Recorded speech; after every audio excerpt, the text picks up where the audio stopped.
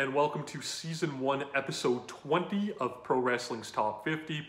I'm your host, Travis McNeil, and today we continue our countdown of the top 50 matches of 2020 with match number 31 on our list. Now, so far in this countdown, we've seen a lot of different styles of wrestling. We've seen everything from death matches to cinematic matches. But at its core, I think pro wrestling is really simple.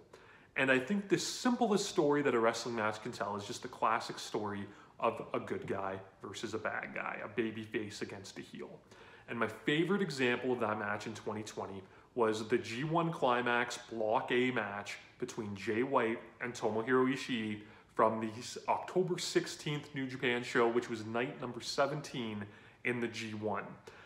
Jay White is somebody that I think is very talented, that, you know, for reasons that I don't think are his own fault, hasn't connected with me too much outside of, you know, some one-off matches. And I think a lot of that just has to do with how New Japan presents him, and that his matches are constantly riddled with interference. And I've mentioned this before, I watch Japanese wrestling as, you know, an alternative to US wrestling where we get a lot of that. And I appreciate that more clean sports feel to it. That said, the way that they structured this match, although it did have some interference on it, it was on the lower end, especially for, you know, a Bullet Club match. And the dichotomy here between the face and the heel was so good. I love Tomohiro Ishii. I think he is one of the best wrestlers of all time. I think he is year after year after year, you know, for the past 7 years at least, is the New Japan, you know, MVP, especially through the G1. His longevity is amazing. The fact that he found this career resurgence, you know, quite late into his career, you know, I mentioned 2013, you know, that's when he really stepped up and, you know, started having the matches with Shibata and Hamna, that, you know, that people really took notice of him for being, you know, the level of performer that he is. That said, as much as it pains me to say this, will he ever be the IWGP Heavyweight Champion? I don't think so. Will he ever win the G1 Climax? I don't think so either. So to me, this felt like maybe the closest that he would ever get to attaining that, because simply he was in this match to play the spoiler. Jay White had his path to the finals. Jay White was in the finals the year before. Jay White is someone that, as a fan, you know, again, nothing against him, but he's not someone that, you know, I wanted to see win the G1, you know, in 2020. And for that reason, you know, Ishii had everybody behind him. And he's so good. He's not your classic babyface. He doesn't play to the crowd. He can't cut it, you know, a rousing babyface promo, but he's just so good at what he does. And normally that's that strong style, you know, I'll say like Battle of the Bulls, you know, sort of wrestling match. But when he has a solid heel to work with, he really works well from underneath. And I think it's just another layer to how fantastic he is. And to Jay White's credit, Jay White is incredible at what he does.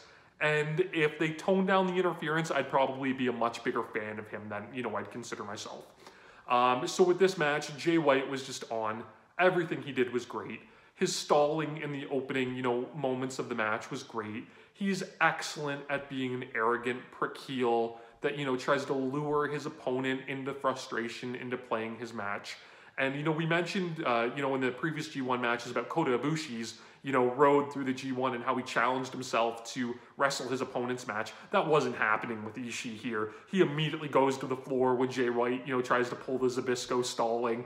But from there, you know, we get our first glimpse of that interference when you know, Gato, you know, I think he pulled his leg or something like that, and Ishii went into the match with a taped up knee.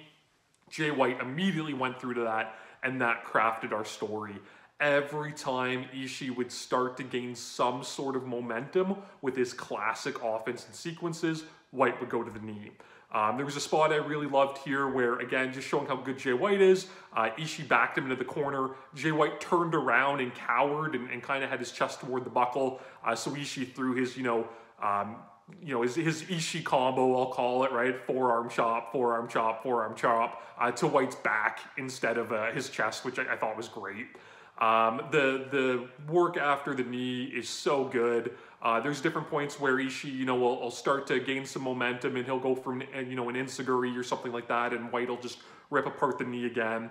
White uses kind of like a trailer hitch, like Indian deathlock sort of submission that he calls TTO, which stands for Tanahashi tapped out, which I think is just a tremendous name for his finishing move because he's tapped out Tanahashi with it. So he goes for that lots. They do a lot of good teases of the submission.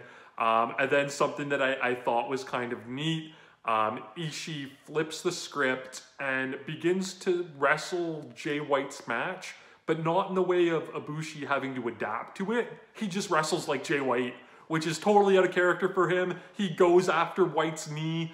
He starts using White's offense. He uses his own, you know, kind of sort of sloppy variation on a Kiwi Crusher. And it was just really cool and really engaging and really different. And it, again, White did such a good job in selling that this was throwing him off of his game. He went in, you know, with this game plan with Gato, and Ishii just completely went away from it.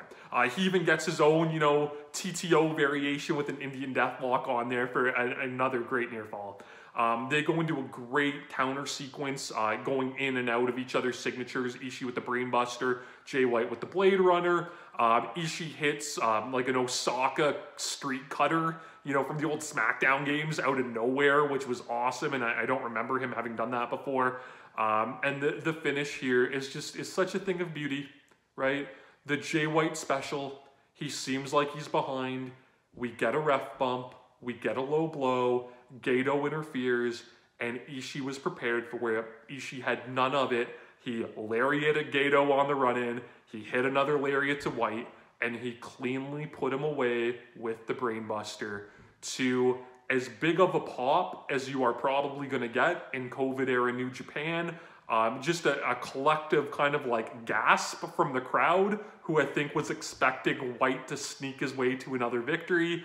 And it was such a good, wholesome, babyface overcoming the odds pro wrestling moment. And like I said, it almost kind of felt like Ishii's moment in the sun, which I wish would someday, you know, come with the IWGP Heavyweight title, but for this, I will take it.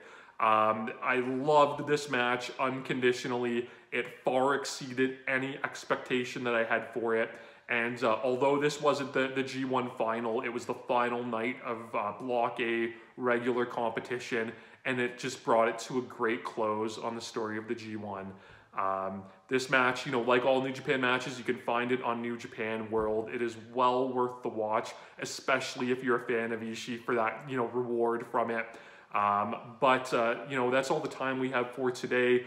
Please, if you haven't already, if you've been watching and enjoying the videos, I'd love to see you give a subscription. You can follow me on Instagram and Twitter at Wrestling50. And please join us again tomorrow, as always, as we continue to count down Pro Wrestling's Top 50.